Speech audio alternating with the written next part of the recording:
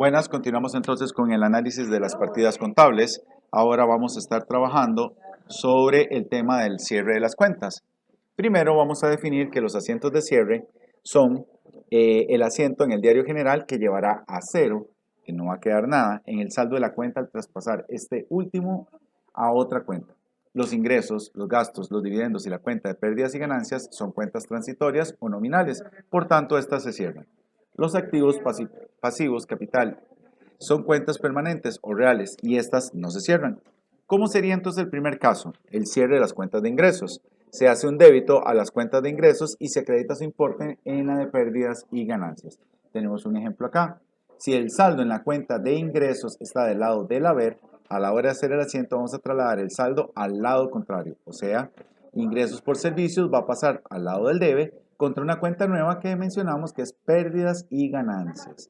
Entonces, vamos a tener que ingresos por servicios había 1000, con el nuevo asiento quedaron 1000 del lado del debe, 1000 menos 1000 es 0, y pérdidas y ganancias va a quedar con 1000 del lado del haber, según se puede ver por acá. Luego viene el cierre de las cuentas de gastos. Se hace un débito a la cuenta de pérdidas y ganancias por el total de los gastos, el subtotal que aparece en la columna del debe en el estado de resultados de la hoja de trabajo. De esto de la hoja de trabajo vamos a hablar con más detalle más adelante. Y se acreditan todas las cuentas de gastos individuales. Entonces, por ejemplo, acá tenemos una cuenta de gastos con saldo debe y cuando lo vamos a cerrar, lo vamos a pasar al lado contrario, o sea, al haber. El asiento sería pérdidas y ganancias contra gastos. ¿Y cómo queda la mayorización? Los gastos que tenían saldo al debe van a tener ahora un saldo al haber, 900 menos 900 es 0. Y la cuenta de pérdidas y ganancias traía 1000. Ahora 900 de gastos, me queda la diferencia, al mayor le quito el menor y conservo el saldo del lado del mayor.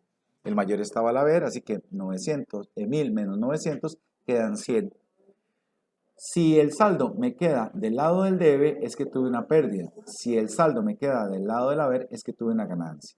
Y las ganancias en contabilidad se llaman utilidades.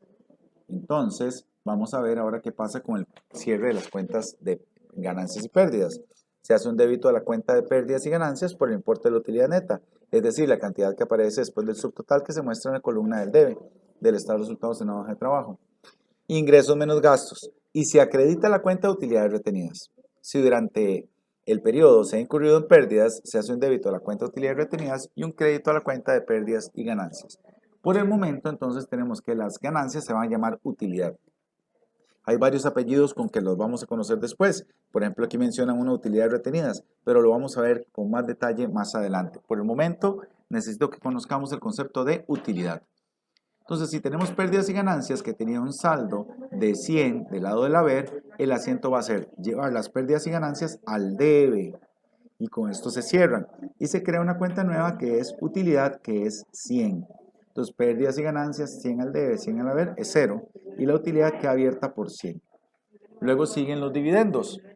Cierre de una cuenta de dividendos. Se hace un débito a la cuenta de utilidades retenidas y un crédito a la cuenta de dividendos por el importe de su saldo.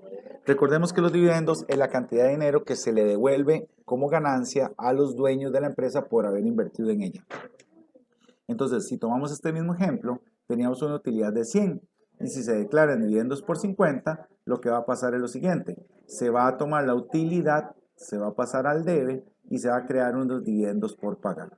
Entonces, va a quedar la utilidad 50, 100 menos 50, va a quedar con 50. Y finalmente, y los dividendos van a quedar en 50 para ser pagados a sus dueños. El otro tipo de cierre que vamos a hablar es el de las cuentas de IVA. Entonces tenemos el IVA devengado, también denominado IVA repercutido. Es aquel que un obligado tributario cobra a sus clientes al prestarles un servicio o venderles un producto. Es una transacción de ventas. También lo vamos a llamar débito fiscal. Está el IVA soportado. El IVA soportado es el IVA que un obligado tributario paga cuando adquiere un bien o un servicio relacionado con su actividad económica. Obedece a una operación de compra y también le vamos a llamar crédito fiscal. Entonces, tenemos el cierre de las cuentas de IVA. Se hace un débito a la cuenta IVA devengado y un crédito a la IVA soportado. Y la diferencia entre ambas, al quedar al saldo al haber, se cierra con IVA por pagar. Entonces, por ejemplo, si tenemos un IVA soportado de 50 y un IVA de vengado de 150, al hacer el asiento, el IVA de vengado lo paso al debe, 150, el IVA soportado al haber por 50 y la diferencia creamos un IVA por pagar. El IVA soportado y el IVA de vengado quedan en cero y queda una cuenta nueva que es el IVA por pagar por 100. Ahora, si en el caso de que el IVA de vengado sea menor que el soportado, el asiento se confecciona por el saldo del IVA de vengado. Entonces, en este caso, el IVA soportado son 150 y el de vengado son 50.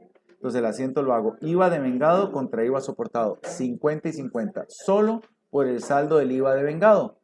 ¿Cómo queda en las T? Entonces, el IVA soportado le va a quedar un saldo, que es la diferencia, mientras que el IVA de vengado va a quedar en cero. En este caso, entonces, no se crea la cuenta IVA por pagar, se mantiene el saldo en la cuenta del IVA soportado.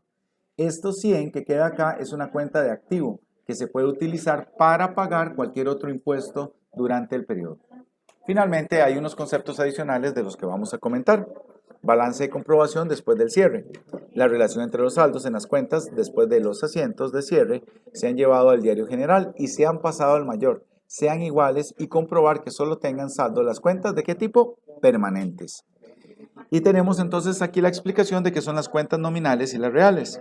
Dice que las nominales o transitorias corresponden a las cuentas de ingresos, gastos, dividendos y ya vimos que pérdidas y ganancias. Dichas cuentas se deben de cerrar al terminar el periodo contable. Y están las cuentas reales o permanentes, corresponden a cuentas de activo, pasivo y capital, las cuales por su origen y características no se cierran, mantienen su saldo a través del tiempo. Y luego, para recapitular con los dividendos, tenemos que la parte de las utilidades obtenidas por la empresa que son reportadas, pagadas o devueltas a los dueños. ¿Cuáles son los 4 puntos que hay que tenerse en cuenta ya para concluir? Primero, todas las cuentas de ingresos y gastos se cierran contra la cuenta de pérdidas y ganancias. 2. Las pérdidas y ganancias, así como también la cuenta de dividendos, se cierra contra la cuenta de utilidad retenida. 3. Los asientos de cierre se hacen al final de cada periodo contable. Esto quiere decir el último día del mes donde estemos haciendo las transacciones.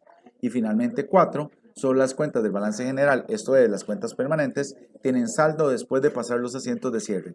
Todas las demás cuentas quedarán sin ningún saldo. Muy bien, en el próximo video entonces vamos a hacer ya la resolución de un ejercicio con asientos de cierre.